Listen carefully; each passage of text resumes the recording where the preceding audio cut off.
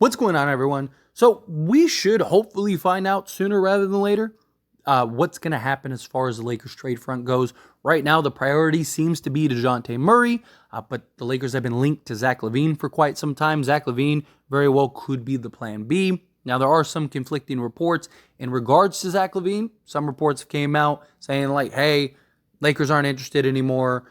Some reports have said, no, they are still very interested. They've even had talks, right? We'll see. Time will tell, right? But here's the thing. Dejounte Murray, I still kind of question, like, what's the return going to have to be like, right?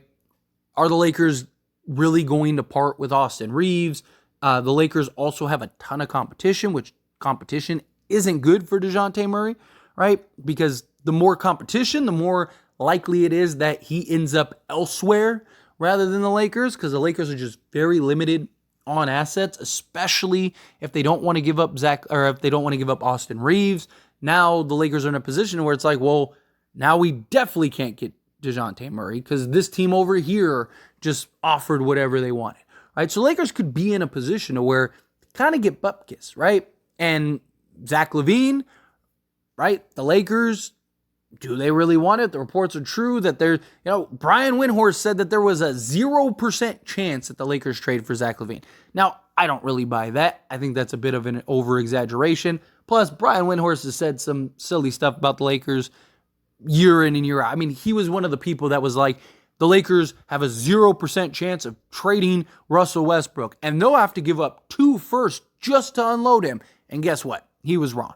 I mean, when was the last time Brian Windhorst was right about a Laker report, period? Unless it was something that like Woj or Shams or somebody else reported. So, again, kind of take those things with a grain of salt, but it very well could be legit, right? Maybe the Lakers have zero interest in Zach LaVine now. Maybe they had the conversation with Chicago and, Chicago was like, no, we want Austin Reeves, we want a first, a pick swap, right? Maybe they are trying to gut the Lakers, right? Lakers tax is a real thing.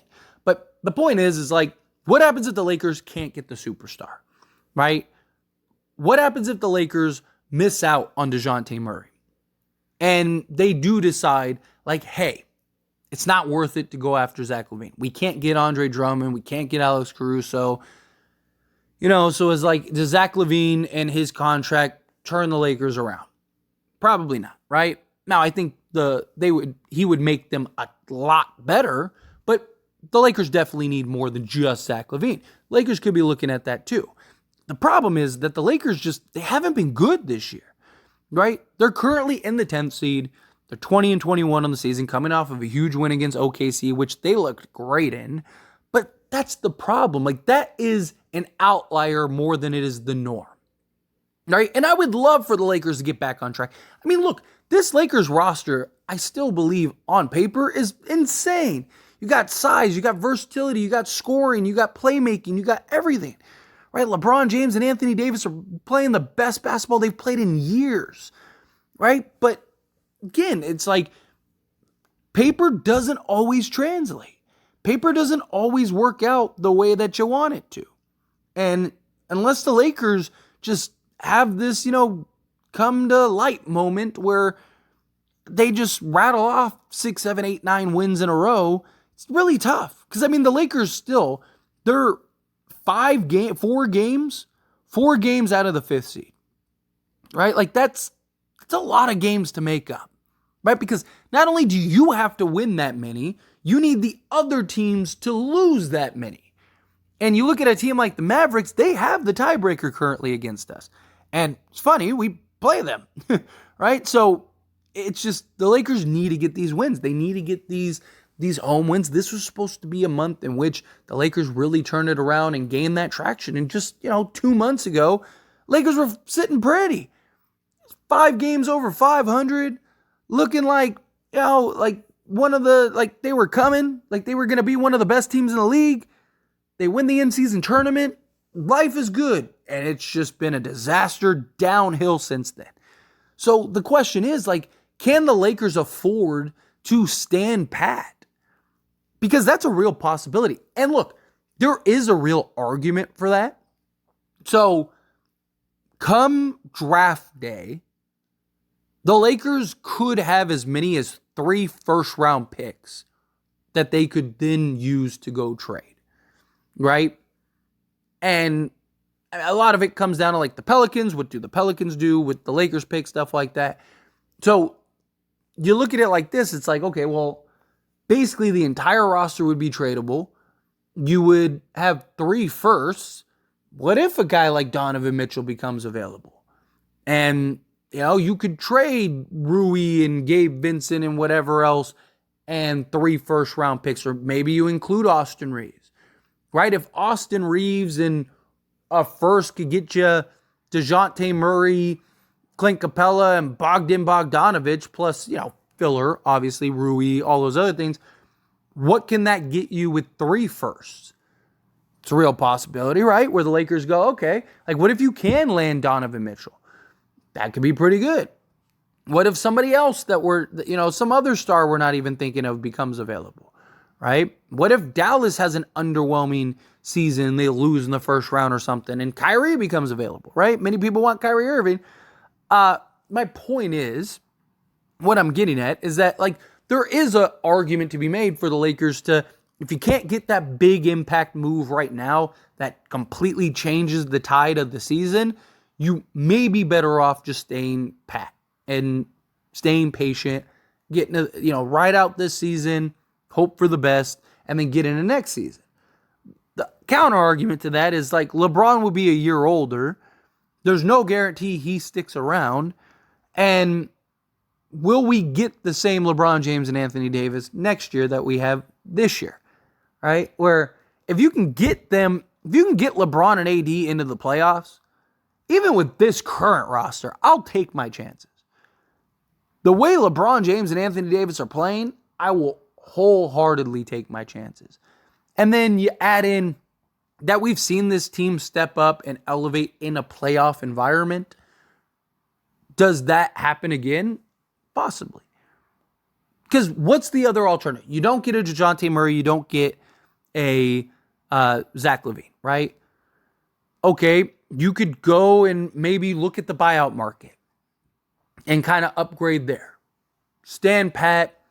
Maybe Chris Paul ends up getting traded and then he gets bought out. And then maybe you can go and bring in Chris Paul and kind of upgrade that, and maybe make a smaller move or something, right? Or Gordon Hayward is a player that is circulated as a potential buyout target. Who knows, right? There's so many different options and possibilities for guys that could get bought out. Once we get past the trade deadline and stuff, you're going to have teams that are, hey, let's unload this guy, let's unload this guy. So the Lakers could upgrade in that regard. Get a 2 or 3 buyout guys or something. Who knows? Obviously, it depends on who's available, how does it look, but that is definitely an option. Another thing is just kind of piece it together, right?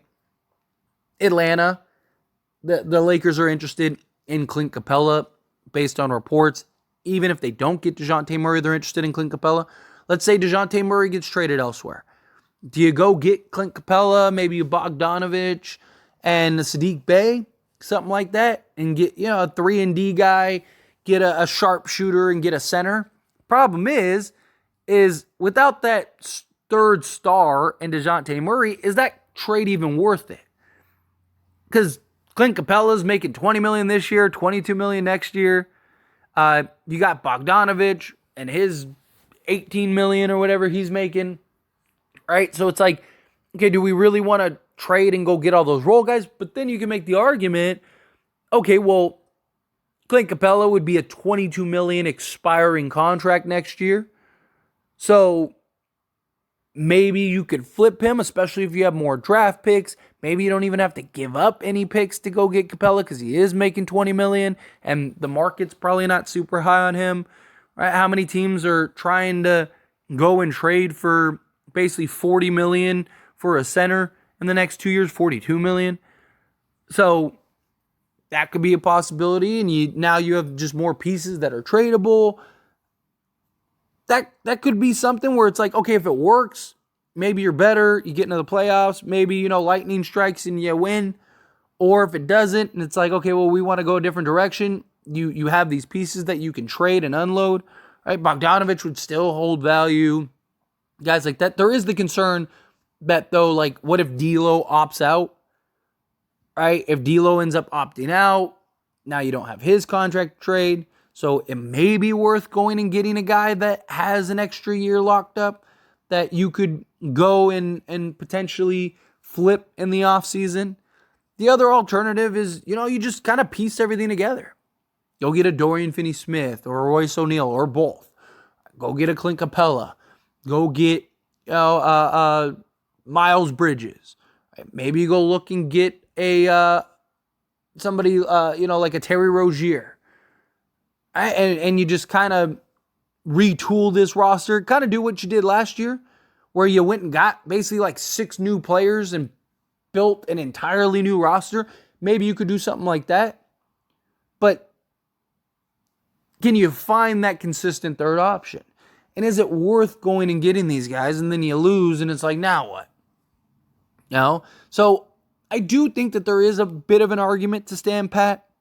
I don't like the idea of like punting the season. That kind of would irritate me. But I do think that there is an argument to be made. But as always, I pass the question on to you. Let me know your thoughts and opinions down in the comments below. What do you think? How do you feel? Do you think the Lakers, hey, go get Zach LaVine or Dejounte Murray, but if you can't get any of those guys, then just, stand pat? Do you think, no, go get some smaller trades, go get some 3-and-D guys, go get a backup center, go get some, upgrades. Maybe you don't really necessarily need the superstar. That is always a possibility. Maybe get a guy or two in the buyout market, something along those lines. Again, however you feel, whatever your thoughts are, I'd love to hear it. So let me know down in the comments below. That being said, if you haven't liked this video, hit that like button. Helps me out a lot. Lets me enjoy these types of videos, and I truly appreciate it. Not subscribed to the channel, hit that subscribe button. Turn on the bell notifications. Appreciate y'all. See you in the next one. Thank you.